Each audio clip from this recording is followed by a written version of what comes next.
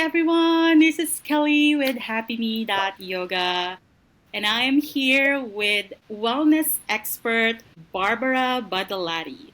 And today we are here to discuss about our latest and greatest project, the WOW Council. What is WOW? It stands for Wellness at Work, and it bridges leadership wellness in the workplace. To introduce our very first WOW Council member, Miss Barbara Badolati. Hey, Barbara, welcome. Oh my gosh, thank you.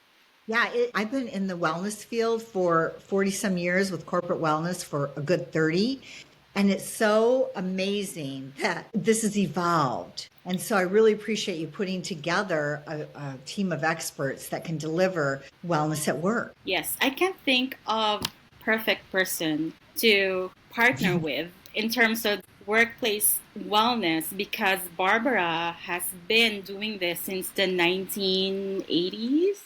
I know corporate wellness was just kind of coming onto the scene. So I've had a lot of experience and history with the public and private sectors and organizations, nonprofits, and so on. It really doesn't matter. Anytime, as you and I both know, that you bring people together, whether they're virtual or not, with leadership, with the desire, hopefully a unified desire, for an objective to not just for the bottom line, but to be of service or provide a product that serves other people. So if people in the work site aren't happy and productive and working together, which is that whole holistic wellness model, then your company isn't really thriving. That's my experience. Yes. And Barbara, can you tell us why you're so passionate about this, how you started, and what are you doing right now? Because I was in a work site that was not healthy. And I realized just one day, I was in my early 20s, and I just woke up one day and I thought, if I stay on this path, I don't, I was overeating. I wasn't exercising. I wasn't sleeping well. I was using alcohol when I got home because I was so stressed. So I just realized, unfortunately, I was young enough to kind of have that wake up call to say, this isn't working. Of course, there was no wellness at work. At that Mm-hmm. Yeah. time. People were smoking. And, Yeah. I was in a totally different era. But I just knew that this is not going to be sustaining. And then the more that I took care of myself, right? It always has to start with ourselves, which I find with leaders, right? If they don't start to take care of themselves first, they can't possibly influence their culture of their company. So once I started to work on myself, not just physically, but also emotionally, mentally, and even financially, spiritually, all those different aspects, relationships, all of it. Then I realized, this can go into work sites, Yes. right? And so then and there wasn't really a lot going on at that point, but I knew that assessments were really important. I knew some sort of a biofeedback where we can understand more of what's happening with the biochemistry of people, and also then what was going on with the mindset, and connecting to the safety department and other human resources, and just starting to create that company or organization as a holistic sphere. Even though wellness wasn't really recognized in the beginning, that is really what it's about, is sustaining a culture of well-being, mentally, physically, community, all of those communication, all of those different components that feed into a healthy work site. Yes. I love everything that you mentioned, but you mentioned the culture a lot of times, and I believe that spells the difference between the best place to work and not so good place to work.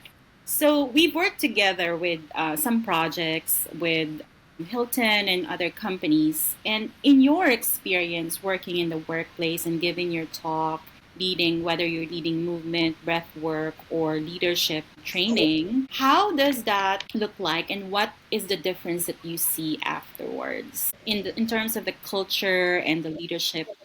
Yeah. And so a lot of times people think wellness is just like putting a band-aid on something Mm-hmm. or having a program. And those are things that are important, connecting people to resources like EAP and other things in the community. That's super important. Some people love to have competitions, which build teamwork and other things in a company. Some people don't like to do that. So, one of the aspects of incorporating a wellness program that's successful is really understanding not only the culture, but what type of culture do you want to create? Mm-hmm. So, right. So that really comes up to C-suite, any kind of stockholder, like other people that are those decision makers. But also, the only way that it can really be successfully implemented, at least from my experience and what I would implement, is having all different people represented in that company.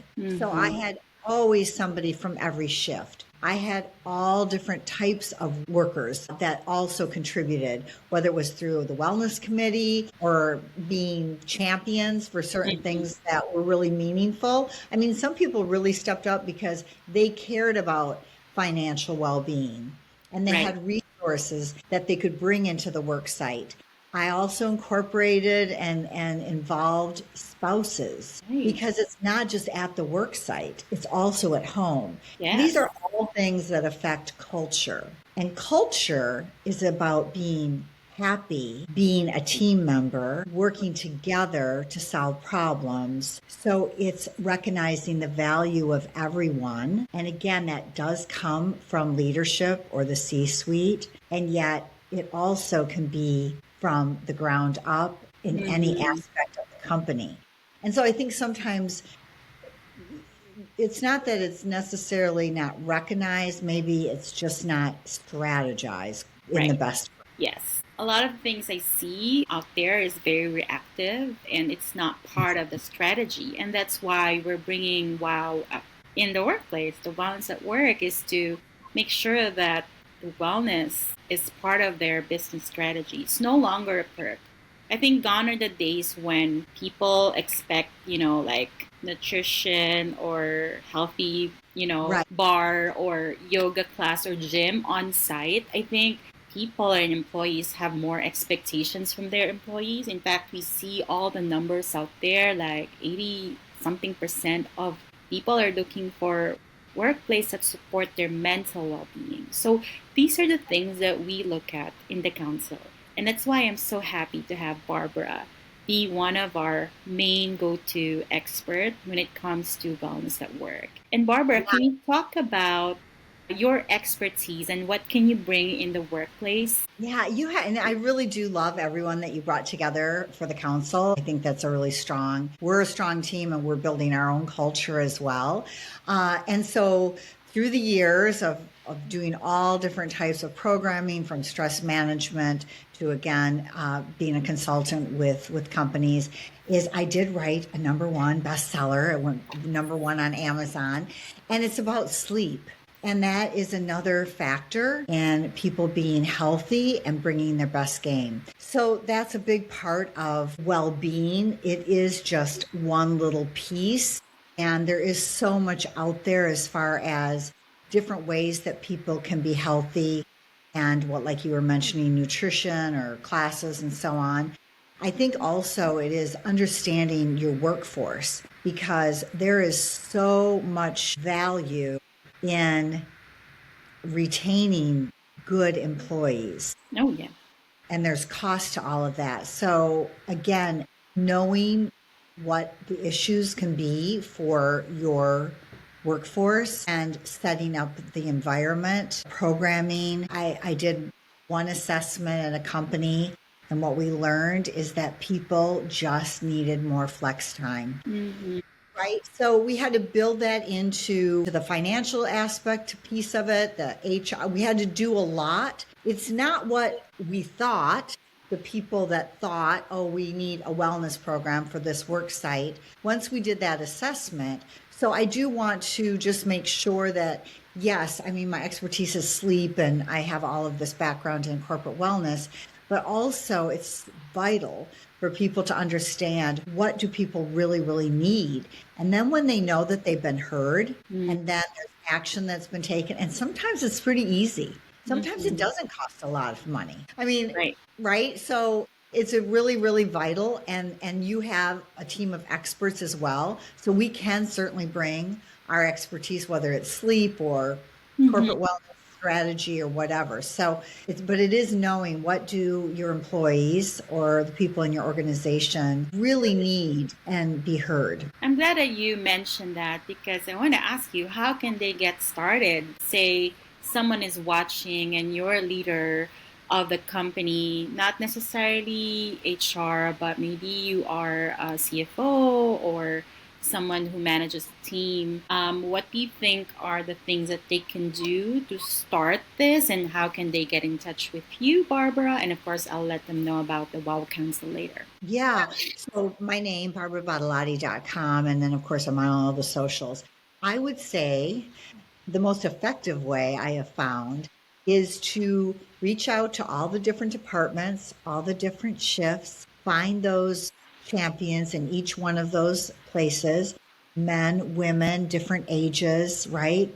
These people are having babies, or maybe that, like, your workforce better than anyone. Once you have that and you understand your demographic, then invite those people in, take them to lunch, and let them know that everything is confidential, and find out from them, what are those pain points? What are people complaining about when they come in to work or they're sitting at lunch?